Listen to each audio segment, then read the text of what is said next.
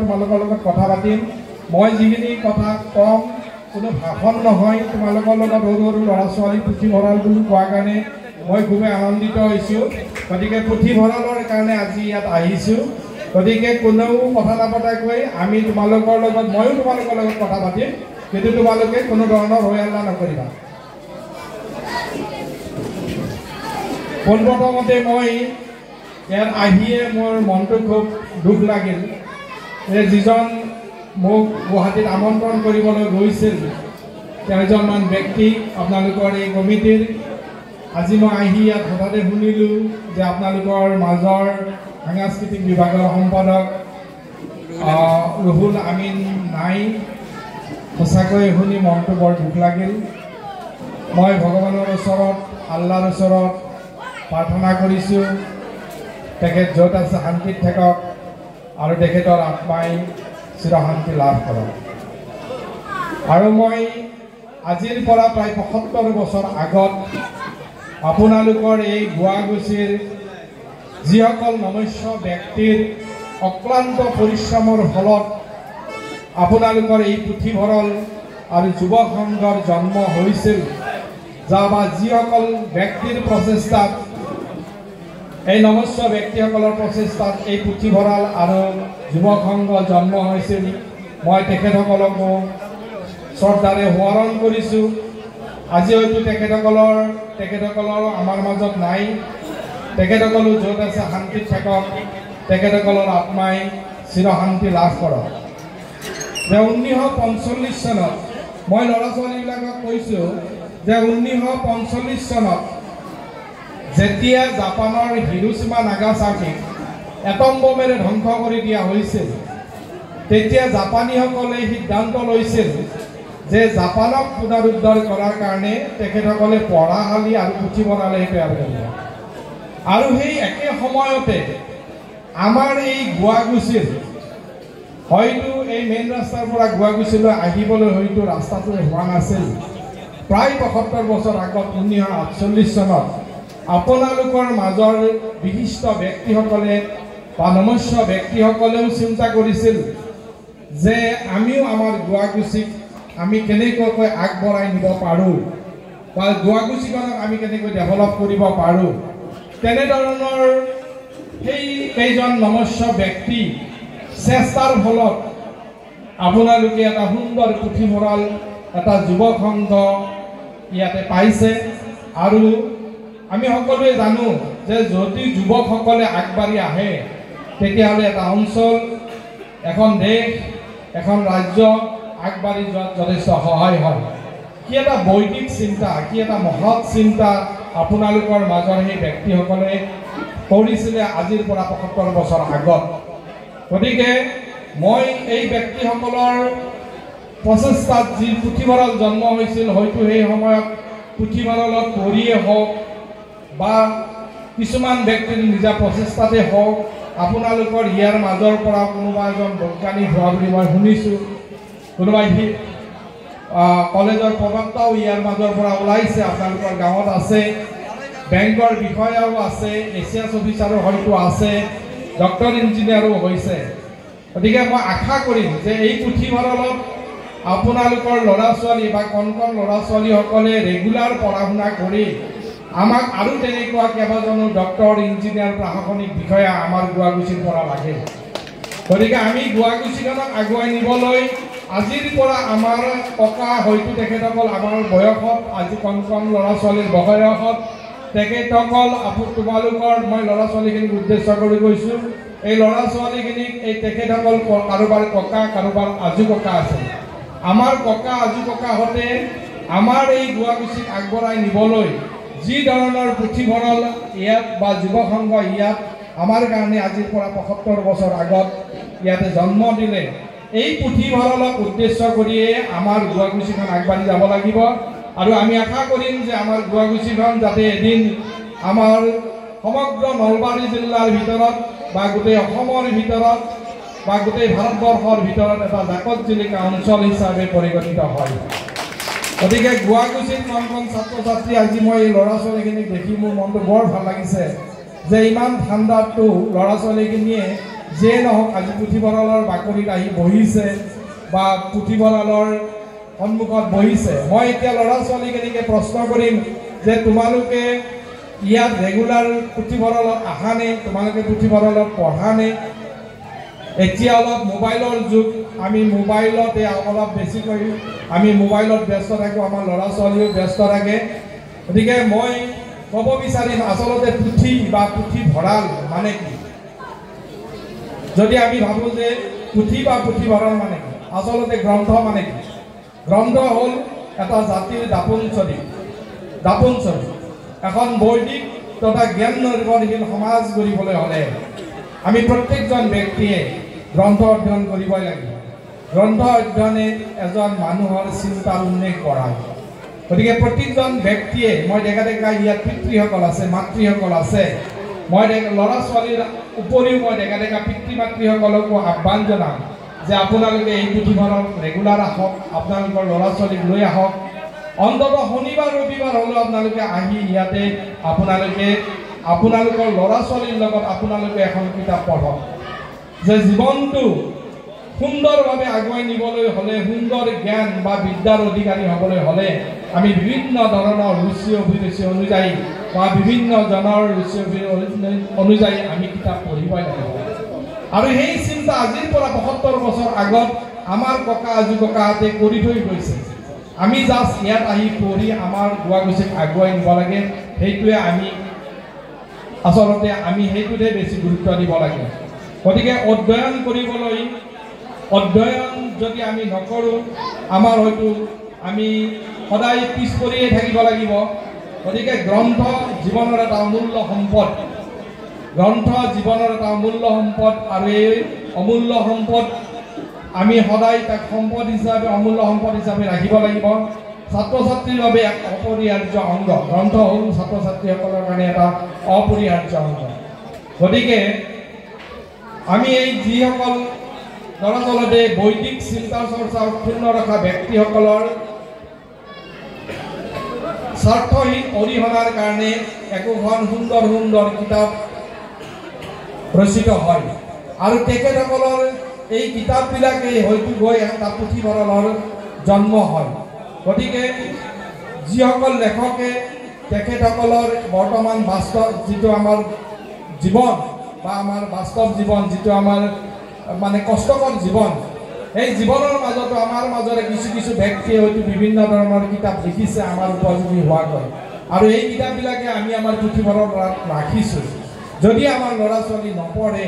যদি আমি নপঢ়োঁ তেতিয়াহ'লে পুথিভঁৰালত কিতাপখন হয়তো একো লাভ নাই সেইকাৰণে মই আজি নতুন প্ৰজন্মক ইয়াত থকা ডেকা ছোৱালীসকলক ল'ৰা ছোৱালীসকলক বাৰে বাৰে আহ্বান জনাইছোঁ যে আপোনালোকে ৰেগুলাৰ আহক ৰেগুলাৰ পুথিভঁৰালত পঢ়ক প্ৰতিজন জন্মদাতা পিতৃ মাতৃ অভিভাৱকসকলক মই ক'ব বিচাৰোঁ যে আপোনালোকৰ শিশুটোৱে যদি কিবা এটা বস্তু লাগে বুলি কান্দে বা কিবা এটা উপহাৰৰ কাৰণে কান্দে হয়তো সিটো খন্তকীয়াভাৱে কান্দিব কিন্তু যদি আপুনি মানে শিশুটিক যদি সংস্কাৰ দিব নোৱাৰে তেতিয়াহ'লে আপুনি গোটেই জীৱনটো কান্দিব লাগিব বা শিশুটিয়ে গোটেই জীৱনটো কান্দিব লাগিব গতিকে সংস্কাৰ দিবলৈ হ'লে আপোনালোকে গ্ৰন্থ অধ্যয়ন কৰিব লাগিব আৰু গ্ৰন্থ অধ্যয়নে সংস্কাৰত এটা সোণত সুৱাগা চৰাৰ নিচিনা কাম কৰে গতিকে আমি সকলোৱে লগ লাগি আমাৰ ল'ৰা ছোৱালীখিনিক আমি ইয়াত আমাৰ পুথিভঁৰালত লৈ আহোঁ পুথিভঁৰালত লৈ আহি আমি পঢ়াবলৈ তেওঁলোকক উৎসাহ দিওঁ উদ্দীপনা দিওঁ আৰু ইয়াৰ মাধ্যমেৰে আমি আমাৰ ল'ৰা ছোৱালীখিনিক এটা সৰ্বগুণসম্পন্ন মানে নৈতিক চৰিত্ৰবান তথা মানৱ সম্পদ হিচাপে গঢ়ি তুলিব লাগিব গতিকে কাৰণ আমাৰ যদি ধৰ্ম শিক্ষা সংস্কৃতি আমি একেলগে আগবাঢ়ি নাযায় এজন মানুহৰ জীৱনত তেতিয়াহ'লে মানুহৰ জীৱনটো এটা মানে সম্পূৰ্ণ বা জীৱনটো এটা পূৰ্ণতা নাপায় বুলি কয় গতিকে আমি ধৰ্ম শিক্ষা সংস্কৃতি সকলোবোৰ একেলগে আমি আগবঢ়াই নিব লাগিব উঠি অহা প্ৰজন্ম হ'ল জাতিৰ এটা মেৰুদণ্ড স্বৰূপ গতিকে এই ৭৫ বছৰ আগত আমাৰ অৰ্থনৈতিক সামাজিক সাংস্কৃতিক ক্ৰিয়া তথা বিভিন্ন সুস্থ ইতিবাচক চিন্তাৰে সমাজখন আগুৱাই লৈ যাবলৈ আজিৰ পৰা ৭৫ বছৰ আগতে তেখেতসকলে যি চিন্তা কৰি ইয়াত এই পুথিভঁৰালটো জন্ম দিছিল সেই কথাটো যদি আজি আমাৰ নতুন প্ৰজন্মই আওকাণ কৰে, সেই যদি পুথিভঁৰালটোক যদি আমি গুৰুত্ব সহকাৰে নলওঁ, মই ভাবোঁ যে আমি আগুৱাই যাওঁত হয়তো আমাৰ কেতিয়াবা অসুবিধা হ'ব পাৰে। গতিকে মই এইখিনি কথা যুৱ সংঘ আৰু পুথিভঁৰালৰ লগত সংগতি ৰাখি কথাখিনি মই কৈছোঁ। গতিকে ইয়াৰ পিছত আমাক আজি কৈছে যে এটা বিচিত্ৰ সাংস্কৃতিক অনুষ্ঠান আপোনালোকে পাতিছে আৰু মোক ইয়াত উদ্বোধন কৰিবলৈ কৈছে। গতিকে মই ক'ব বিচাৰিছোঁ যে কৃষ্টি সংস্কৃতি লোকাচাৰ সাজপাৰ খাদ্যাভ্যাস হ'ল এটা জাতিৰ গৌৰৱময় অতীত। শিপা নাথাকিলেকৈ যেনেকৈ এডাল গছ নাথাকে, তেনেকুৱাকৈ কৃষ্টি সংস্কৃতি লোকাচাৰ খাদ্য অভ্যাস অবিহনে এটা জাতি জীয়াই থাকিব নোৱাৰে। আৰু আমাৰ অসমখন হ'ল এটা এই ক্ষেত্ৰত এটা সমৃদ্ধিশালী আমি অসম। আমাৰ ইয়াত অসমত বিভিন্ন ধৰণৰ কৃষ্টি সংস্কৃতি ইয়াত আমাৰ মাজত আছে। আমাৰ জনজাতিয়ে বিভিন্ন ধৰণৰ জাতি জনজাতিৰে ভৰপূৰ আমাৰ অসম। গতিকে এই জনজাতি সকলো মিলি আমি আমাৰ কৃষ্টি সংস্কৃতি আমি বজাই ৰাখিব লাগিব আৰু যুৱকসকলে এই ক্ষেত্ৰত আগবাঢ়ি আহিব লাগিব। ৰূপকৰ জ্যোতিপ্ৰসাদে এটা কথা কৈছিলে যে ৰূপান্তৰে জগত ধুনীয়া কৰে। গতিকে ৰূপান্তৰ মানে পৰিৱৰ্তন আমাক লাগিব। পৰিৱৰ্তনৰ মাধ্যমেৰে শুদ্ধ সুস্থ চিন্তাধাৰাৰে আমি আমাৰ কৃষ্টি সংস্কৃতিক আগুৱাই লৈ যাব লাগিব। আজি যিসকল শিল্পীয়ে আজি ইয়াত অনুষ্ঠান পৰিৱেশন কৰিব, মই সেই সকলোবোৰ শিল্পীকো মই আহ্বান জনাম যে তেখেতসকলৰ সুস্থ চিন্তাধাৰাৰে অপসংস্কৃতিবোৰ আঁতৰাই শুদ্ধ সংস্কৃতিৰে আমাৰ জাতিটোক আগুৱাই লৈ যাওক, আমাৰ নতুন প্ৰজন্মক বাট দেখুৱাওক। গতিকে তেনেকুৱাকৈ যদি আমি আগবাঢ়ি যাওঁ, তেতিয়াহ'লে আমাৰ কৃষ্টি সংস্কৃতি আমি বজাই ৰাখিব পাৰিম। 570 বছৰ আগত আমাৰ শংকৰদেৱ মাধৱদেৱ গুৰু দুজনাই শংকৰদেৱে প্ৰায় 100ৰ ওপৰত বৰগীত ৰচনা কৰি আমাৰ সাংস্কৃতিক জগতখনক বা আমাৰ কৃষ্টি সংস্কৃতিক ভৰত চহকী কৰি থৈ গৈছে। গুৰুজনাৰ এটা মানে বৰগীত, এ শুন শুন ৰে সুৰ বৈৰী প্ৰমাণ নিশাচৰ নাশ নিদান। মই এইটো গীত গাব নাজানো, বাইদেউ আছে বহি, বাইদেউ ধুনীয়াকৈ গাব আপোনালোকৰ মাজত। এই যিটো বৰগীত, এ শুন শুন ৰে সুৰ বৈৰী প্ৰমাণ নিশাচৰ নাশ নিদান, এইটো আপোনালোকে শুনিব। বৰগীতটো ইউটিউবত মাৰিলে গম পাব। সেই বৰগীতটো ইমান সুন্দৰ এটা বৰগীত। সেই বৰগীতটোৰ যিটো সুৰ, সেই সুৰত আমাৰ সুৰকাৰ জ্যোতিপ্ৰসাদে আপ্লুত হৈ তেখেতে এটা গান ৰচনা কৰিছিল যে লুইতৰ পাৰৰে আমি ডেকা ল'ৰা মৰিবলৈ ভয় নাই। আৰু সেই লুইতৰ পাৰৰে আমি ডেকা ল'ৰা মৰিবলৈ ভয় নাই, সেই গীতটোত ডক্টৰ ভূপেন হাজৰিকাই কণ্ঠদান কৰিছিল। আৰু আপোনালোকৰ অহাকালি ইয়াত ভূপেন্দ্ৰ সংগীত আছে, আপোনালোকে শুনিব। ভূপেন হাজৰিকাৰ প্ৰতিটো গানেই প্ৰতিটো গীতেই আমাক কিবা নহয় কিবা এটা শিকুৱাই থৈ গৈছে। গতিকে শংকৰদেৱৰ এই শুন শুন ৰে শুন গানৰ সুৰৰ আলামত জ্যোতিপ্ৰসাদে লিখিছিল লুইতৰ পাৰৰে আমি ডেকা ল'ৰা মৰিবলৈ ভয় নাই। আৰু এই লুইতৰ পাৰৰে আমি ডেকা ল'ৰা এই গানটো যেতিয়া আমাৰ অসমীয়া জাতি এটা সংকটৰ সন্মুখীন হয়, আমাৰ জাতি ৰক্ষাৰ কাৰণে যেতিয়া আমি ভাবিব লগা হয়, তেতিয়া আমাৰ ডেকা শক্তিৰ এটা অস্ত্ৰ হয়। আমি প্ৰতিটো আমাৰ যিটো জাতি ৰক্ষাৰ ক্ষেত্ৰত আমি যিবিলাক কাম কৰি গৈছে আমাৰ যুৱকসকলে বা আমি যুৱকসকলে কৰি গৈছোঁ, ভূপেন হাজৰিকাৰ এই গীতটি লুইতৰ পাৰৰে আমি ডেকা ল'ৰা মৰিবলৈ ভয় নাই, সেই গীতটোৱে আমাক প্ৰেৰণা দিয়ে। সেই গীতটিৰে আমি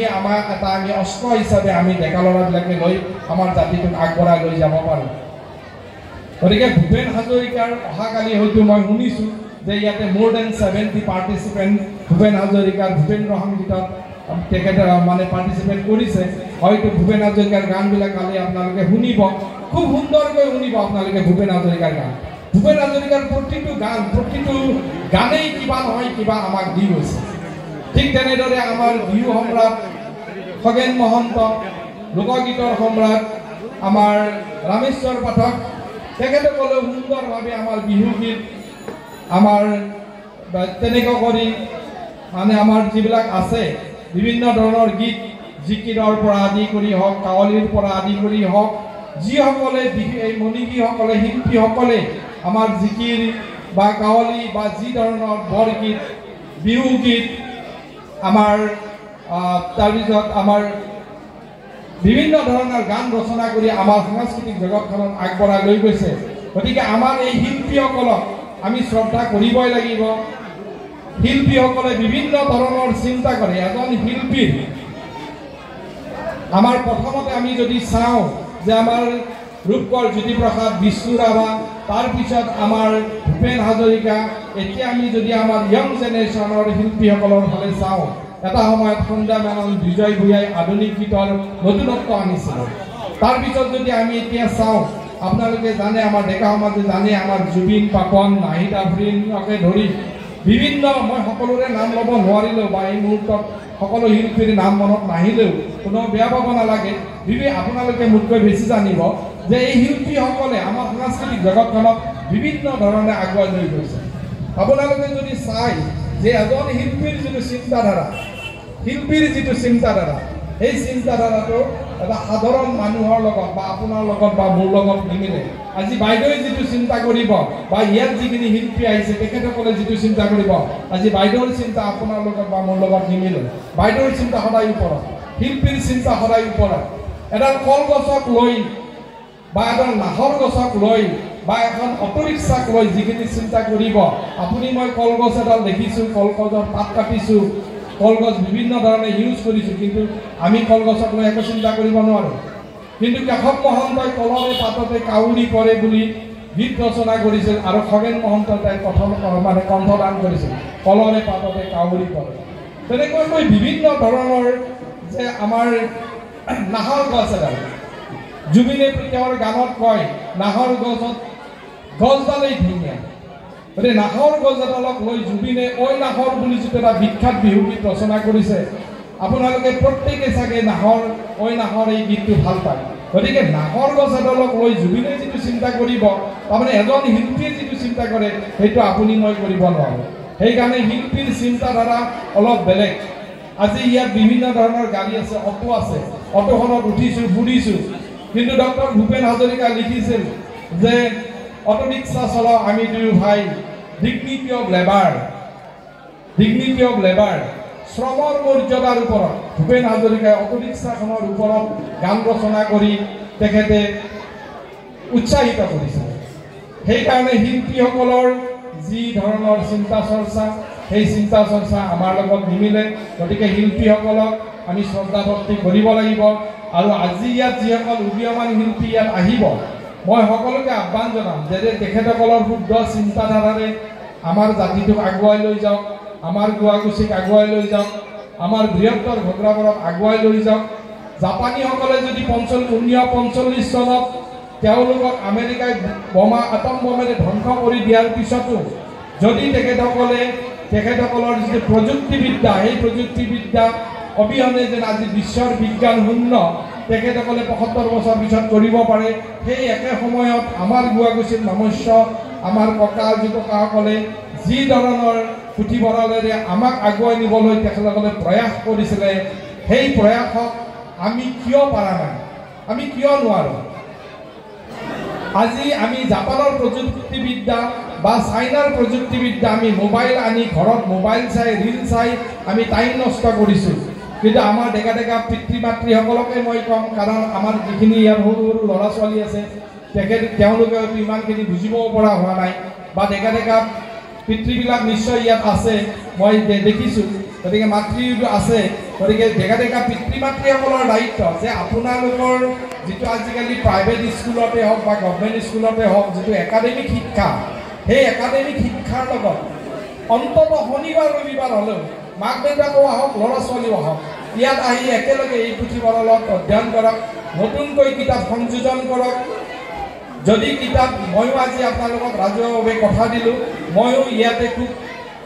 নোহোৱা কিতাপ আৰু 10খন কিতাপ, 10খনৰ পৰা 20খন কিতাপ মই এই বছৰৰ ভিতৰতে আপোনালোকৰ পুথিভঁৰালত মই দিম, যাতে সকলোৰে উপকাৰ হয়। যদি আপোনালোকে মোক লিখি দিয়ে 20খন কিতাপৰ নাম, যে এইকেইখন কিতাপ আমাৰ লাইব্ৰেৰীত নাই, আপুনি দিয়ক, মই আজি কৈছোঁ 20খন কিতাপ মই আপোনালোকক ইয়াত দি যাম, যাতে এই গোৱাগুচিৰ ল'ৰা ছোৱালীয়ে এই কিতাপকেইখন পঢ়ি অন্ততঃ জীৱনত কিবা হ'লেও এটা শিকিব পাৰে। গতিকে শিল্পীসকলৰ মই কথা কৈছিলোঁ,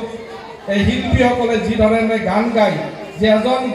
এজন গায়কৰ গানে কেতিয়াবা আমাৰ জীৱনত বিভিন্ন ধৰণৰ প্ৰভাৱ পেলায়। আপুনি চাবচোন কেতিয়াবা আপোনাৰ বেদনাদায়ক সময়তো আপুনি যেতিয়া এটা গান শুনিব আপোনাৰ হয়তো মনটো ভাল লাগিব। এটা গানে কেতিয়াবা আপোনাৰ মেডিচিনৰ নিচিনাও কাম কৰিব। গতিকে শিল্পীসকলৰ যিটো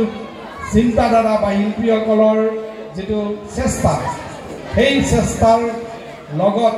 আমি যদি সহমতেৰে আগবাঢ়ি যাব পাৰোঁ নিশ্চয় আমি অঞ্চলটোক আমি আগুৱাই লৈ যাব পাৰিম। মই বাৰু বেছি দীঘলীয়া নকৰোঁ, কাৰণ আপোনালোকে বিচিত্ৰ অনুষ্ঠান উপভোগ কৰিম বুলি ঠাণ্ডাৰ বতৰত বহি আছে। গতিকে মই এইখিনি কৈলোঁ আৰু মই শেষত আৰু এবাৰ কৈছোঁ যে গুৱাগুচিখনত আজিৰ পৰা ৭৫ বছৰ আগত ককাহঁতে যি ধৰণৰ চিন্তা কৰি পুথিভঁৰাল তৈয়াৰ কৰিছিল আৰু আজি আমাৰ ইয়াত যিজন ডেকা ল'ৰা বা যুৱ শক্তি আছে এই পুথিভঁৰালটোক নতুনকৈ প্ৰাণ দিয়ক, নতুনকৈ আৰু উদযাপিত কৰক। তাৰ বাবে আমি সকলোৱে মই ২০খন কিতাপ দিম বুলি আজি ক'লোঁ। ইয়াত থকা প্ৰতিজন দোকানীয়ে বা ব্যৱসায়ীয়ে হয়তো অন্তত দুখন হ'লেও পুথিভঁৰালত নাথাকা কিতাপ আপোনালোকে ক'লে কিনি আনি দিব নলবাৰী গ্ৰন্থমেলাৰ পৰা। আপোনালোকে ইয়াত প্ৰত্যেকজন মানুহে দুখন কিতাপ পুথিভঁৰালত নাথাকা দুখন কিতাপ কিনি আনি আপোনালোকে ইয়াত থওক। আৰু আমাৰ এই অঞ্চলৰ গোটেই দুখীয়া ল'ৰা ছোৱালীৰ যোনে কিতাপ কিনিবৰ সামৰ্থ নাই তেখেতসকলে আহি ৰেগুলাৰ পঢ়ক আৰু তেওঁলোকক ইয়াত ভালদৰে বহি পেলাই কিতাপ পঢ়াৰ এটা সুযোগ দিয়ক। ডেস্ক বেঞ্চ বা চেয়াৰ টেবুল যিখিনি প্ৰয়োজন এইখিনি আপোনালোকে সুন্দৰভাৱে কৰক। আপোনালোকে ৭৫ বছৰ অতিক্ৰম কৰিলে মই ভগৱানৰ ওচৰত আল্লাহৰ ওচৰত মূৰ দুৱাইছোঁ, প্ৰাৰ্থনা কৰিছোঁ আপোনালোকে আৰু ১০০ বছৰ অতিক্ৰম কৰক। আৰু আমিও যদি আমাৰ স্বাস্থ্য ভালে থাকে আৰু ২৫ বছৰ পিছত হয়তো এইখন মঞ্চত আহি এটা দুটা হ'লেও কথা ক'বলৈ সুযোগ পাম। গতিকে সকলো ল'ৰা ছোৱালীৰ মানে জীৱনটো আগুৱাই যাওক তাৰে কামনা কৰি মই মোৰ এই কথাখিনি সামৰিছোঁ আৰু লগতে এই আজি বিচিত্ৰ অনুষ্ঠানটো উদ্বোধন কৰা বুলি ঘোষণা কৰিলোঁ। আৰু শেষত মোক মাতি আনি আজি এই যুৱকসকলে যিখিনি মৰম আৰু সন্মান দিলে তাৰ কাৰণে মই এই যুৱক সংঘ আৰু পুথিভঁৰালৰ বিষয়ববীয়াসকলক ধন্যবাদ জ্ঞাপন কৰিছোঁ। ধন্যবাদ।